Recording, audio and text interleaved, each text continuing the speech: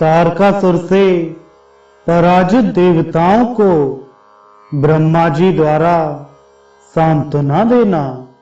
पुलस्त जी कहते हैं, तारकासुर से पराजित देवता जगतगुरु ब्रह्मा जी की शरण में जाकर सुंदर अक्षरों से युक्त वाक्यों द्वारा उनकी स्तुति करने लगे।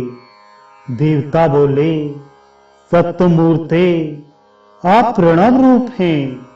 अनंत भेदों से युक्त जो यह विश्व है, उसके अंकुर आदि की उत्पत्ति के लिए आप सबसे पहले ब्रह्मा रूप में प्रकट हुए हैं।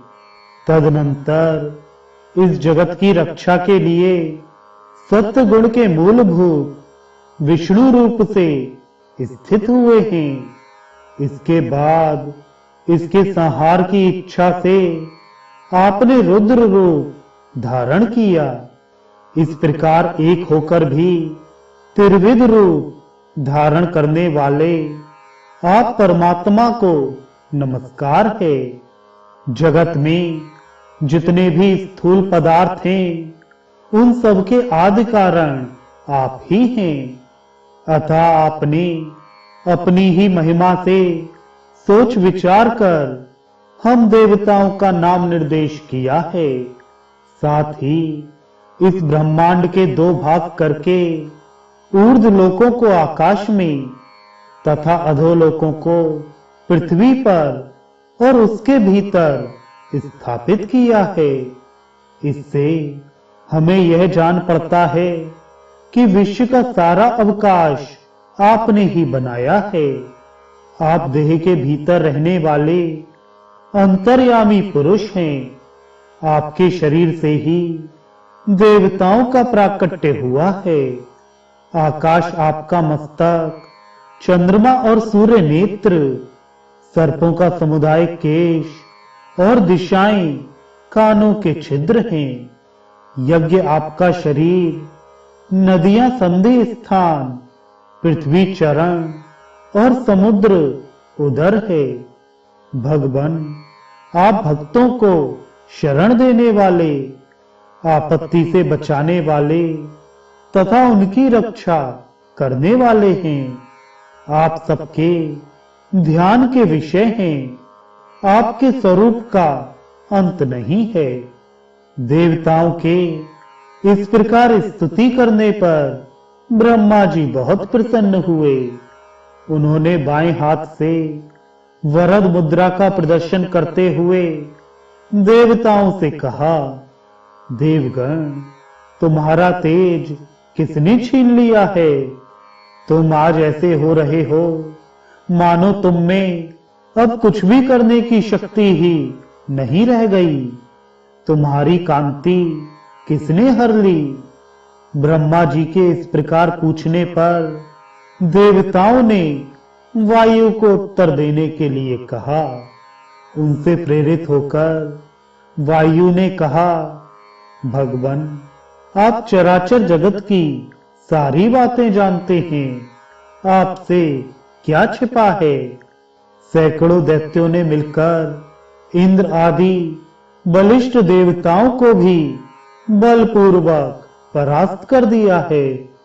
आपके आदेश से स्वर्गलोक सदा ही यज्ञ भोगी देवताओं के अधिकार में रहता आया है। परंतु इस समय तारकासुर ने देवताओं का सारा विमान समूह छीनकर उसे दुर्लभ कर दिया है। देवताओं के निवास स्थान जिस मेरु पर्वत को आपने संपूर्ण पर्वतों का राजा मानकर उसे सब प्रकार के गुणों में बड़ा चढ़ा, यज्ञों से विभूषित तथा आकाश में भी गिरहों और नक्षत्रों की गति का सीमा प्रदेश बना रखा था, उसी को उस दानव ने अपने निवास और विहार के लिए उपयोगी बनाने के उद्देश्य से परिष्कृत किया है। उसके शिखरों में आवश्यक परिवर्तन और सुधार किया है। इस प्रकार उसकी सारी उद्दंडता मैंने बताई है। अब आप ही हमारी गत हैं। यूं कहकर वायु देवता चुप हो गए।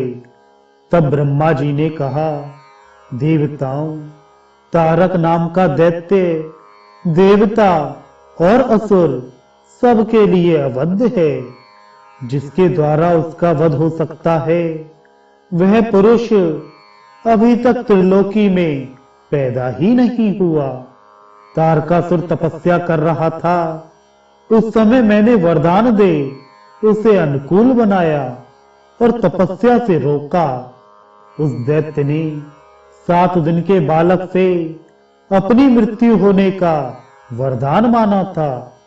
7 दिन का वही बालक उसे मार सकता है जो भगवान शंकर के वीर से उत्पन्न हो।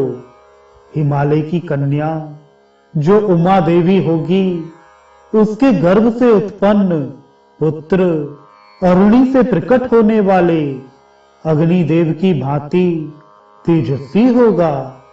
अतः भगवान शंकर के अंश से उमा देवी जिस पुत्र को जन्म देंगी, उसका सामना करने पर तारकासुर नष्ट हो जाएगा। ब्रह्मा जी के ऐसा कहने पर देवता उन्हें प्रणाम करके अपने अपने स्थान को चले गए।